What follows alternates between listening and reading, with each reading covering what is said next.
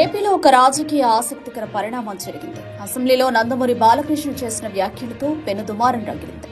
నాడు వైసీపీ ప్రభుత్వ హయాంలో జగన్మోహన్ రెడ్డి సినీ పరిశ్రమను అవమానించారని బీజేపీ ఎమ్మెల్యే కామినేని శ్రీనివాస్ వ్యాఖ్యానించారు.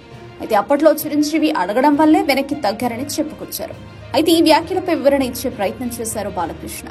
జగన్మోహన్ రెడ్డిని ఎవరూ గట్టిగా అడగలేదని, అది తప్పని తేల్చి చెప్పారు. అయితే మధ్యలో చిరంజీవి ప్రస్తావన రావడంతో విదేశాల్లో ఉన్న ఆయన ఒక ప్రకటన విడుదల చేసి అప్పట్లో జరిగిన దానిపై క్లారిటీ ఇచ్చారు.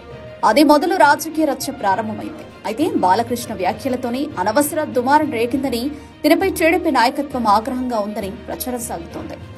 అయితే బాలకృష్ణ వివాదం తర్వాత దిద్దుబాటు చర్యలు ప్రారంభమయ్యాయి. ముఖ్యంగా సీఎం చంద్రబాబు చొరవ తీసుకున్నారు. జ్వరంతో బాధపడుతున్న పవన్ కళ్యాణ్ ఇంటికి వెళ్లారు. ఆయనతో ఏకాంతంగా సమావేశమయ్యారు.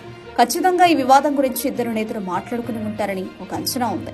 అదే సమయంలో బాలకృష్ణను టీడీపీ హైకమాండ్ తన వ్యాఖ్యలను ఉపసంహరించుకోవాలని కోరినట్లు ప్రచారం సాగింది.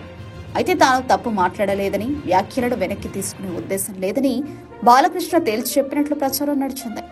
ఈ తరుణంలో ఈ వివాదానికి మూల కారణమైన తన వ్యాఖ్యలను, తర్వాత జరిగిన పరిణామాలను రికార్డుల నుంచి తొలగించాలని బీజేపీ ఎమ్మెల్యే కామినేని శ్రీనివాస్ కోరారు. దీంతో స్పీకర్ కామినేని వ్యాఖ్యలతో పాటు బాలకృష్ణ వ్యాఖ్యలను కూడా రికార్డుల నుంచి తొలగించినట్టు తెలుస్తోంది. అయితే తాజా పరిణామాల నేపథ్యంలో సీఎం చంద్రబాబుతో పాటు మంత్రి నారా లోకేష్ పై నందమూరి బాలకృష్ణ ఆగ్రహంగా ఉన్నట్లు వైఎస్సార్ కాంగ్రెస్ పార్టీ ప్రచారం చేస్తోంది.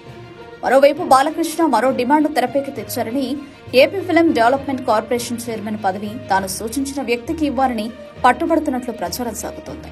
అయితే గతంలో ఈ పదవిని హరిహర వీరమల్లు సినిమా నిర్మాత ఏఎం రత్నం పేరును సిఫార్సు చేశారు డిప్యూటీ సీఎం పవన్ కళ్యాణ్.